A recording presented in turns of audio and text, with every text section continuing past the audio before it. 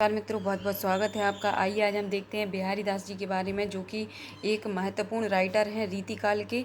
और इनसे एक क्वेश्चन आपके एग्जाम में बनता ही बनता है, ठीक है। और बिहारी दास जी जो हैं ये रीति सिद्ध काव्य धारा के प्रमुख कवि माने जाते हैं। तो चलिए फटाफट हम इनके महत्वपूर्ण तथ्यों को देख लेते हैं जो आपके एग्ज़ाम में हेल्प करेंगे, ठीक है। तो चलिए फटाफट देखते हैं। सबसे पहले क्वेश्चन बनता है आपका कि बिहारी किस धारा के कवि हैं? रीति सिद्ध, रीति बद्ध की रीति मुक्त। तो आपको याद रखना है कि बिहारी रीति सिद्ध काव्य धारा के कवि माने जाते हैं। इनका जन्म हुआ था 1595 में। कहाँ पे हुआ था? ग्वालियर के गोविंदपुर गांव में इनका जन्म हुआ था। अब नेक्स्ट क्वेश्चन क्या बन सकता है? ये किसके आश्रय में रहते थे? तो महाराजा जयसिंह के आश्रय में ये रहते थे। इनकी भाषा कैसी थी? तो ब्रज भाषा थी। ये मथुरा के चौबे कहे जाते थे, ठीक है। कौन थे ये? मथुरा के चौबे कहे जाते थे। अब इनकी रचना है कौन सी? बिहारी सतसई, जिसके कारण ये मतलब महत्वपूर्ण योगदान रखते हैं हिंदी साहित्य में। तो इनकी रचना कौन सी है? बिहारी सतसई, जो कि कब है? इसका रचना का प्रकाशन वर्ष कब है? 1662 में। कुल दोहों की संख्या इसमें मानी जाती है कितनी? 719 दोहे हैं इस रचना में। नोट: जगन्नाथ दास रत्नाकर ने दोहों की संख्या कितनी मानी है? 713 मानी है। अब क्वेश्चन कैसे बन सकता है आपका कि जो बिहारी सतसई है, जिसका प्रकाशन वर्ष 1662 है, उसमें कितने दोहे हैं? तो उसमें दोहों की संख्या कितनी है? 719 है। लेकिन जगन्नाथ दास रत्नाकर ने दोहों की संख्या को कितना माना है? तो 713 संख्या मानी है। इतना आप याद रखेंगे। रचना पर प्रभाव देख लेते हैं। कौन कौन सी रचना का बिहारी सतसई पर प्रभाव पड़ा है।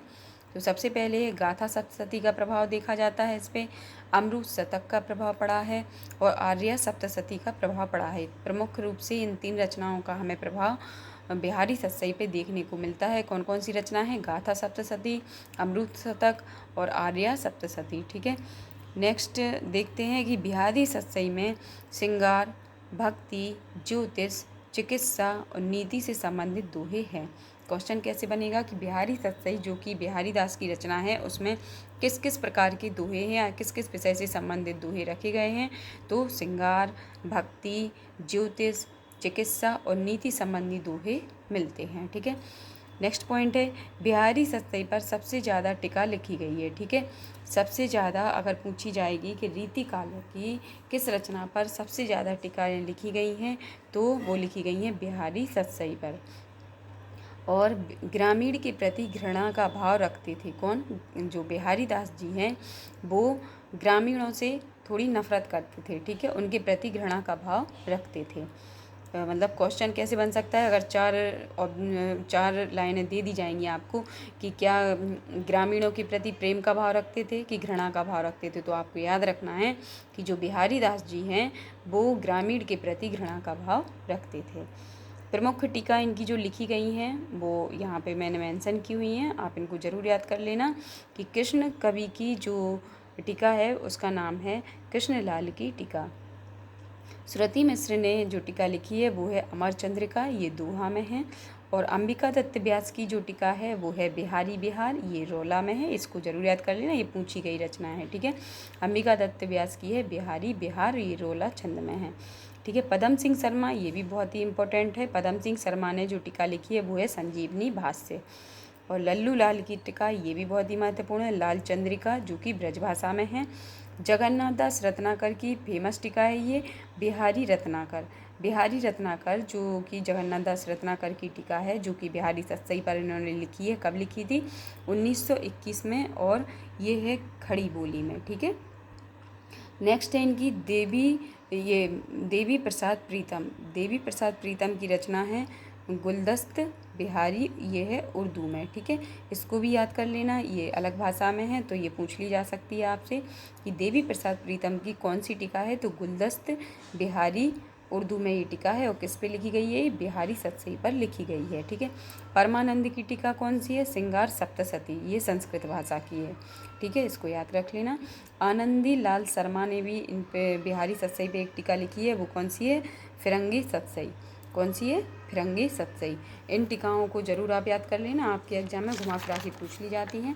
नेक्स्ट है बिहारी की कुछ पुस्तकें हैं। कृष्ण बिहारी मिश्र की है देव और बिहारी, ठीक है, इसको याद रखना कि कृष्ण बिहारी मिश्र की कौन सी पुस्तक है, तो देव और बिहारी।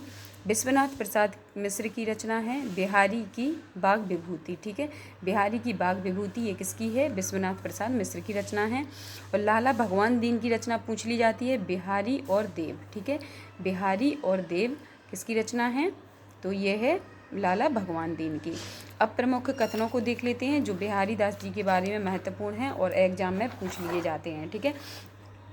इनके जो महत्वपूर्ण कथन है, शुक्ल जी ने इनके बारे में क्या कहा है कि इनका एक एक दोहा हिंदी साहित्य में एक एक रत्न माना जाता है, ठीक है, पूछ लिया जाएगा ये किसके बारे में कहा जा रहा है और किसने कहा है, तो ये आचार्य रामचंद्र शुक्ल जी ने कहा है कि एक एक दोहा हिंदी साहित्य में एक एक रत्न माना जाता है, किसका, बिहारी दास का।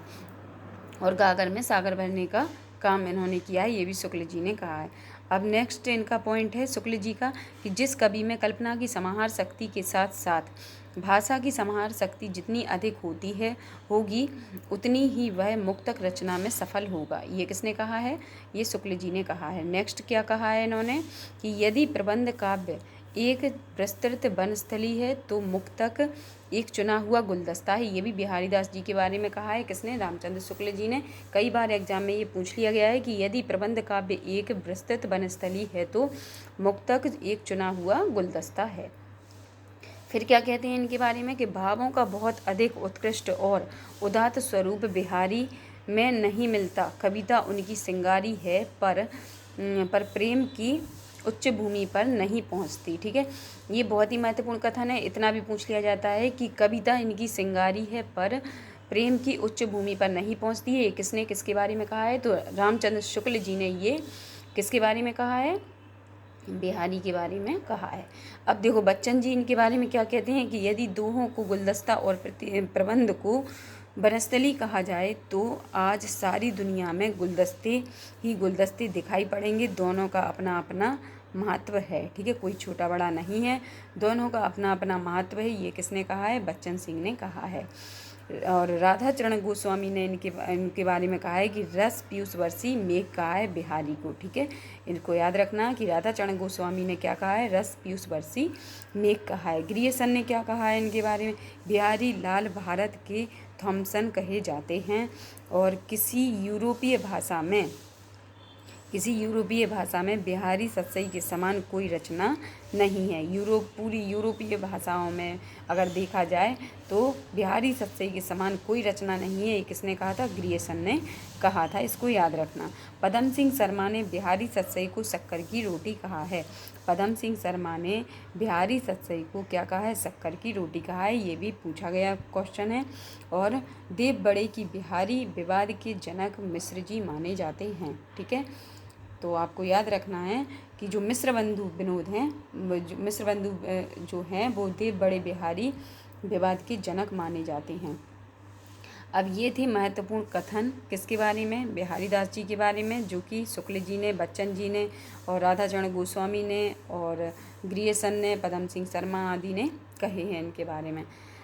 ये जो वीडियो है इसमें से आपको बिहारी से संबंधित जितनी भी महत्वपूर्ण जानकारी थी वो इसमें उपलब्ध है। आप इसको 1 से 2 बार ज़रूर देखना इस वीडियो को और इनके महत्वपूर्ण तथ्यों को अपने जो भी आपने नोट्स बनाए हैं उनमें ऐड कर लेना, ठीक है, तो आपके एग्ज़ाम में ये महत्वपूर्ण भूमिका निभाएंगे। और वीडियो अच्छी लगे तो शेयर ज़रूर करना। Thank you so much.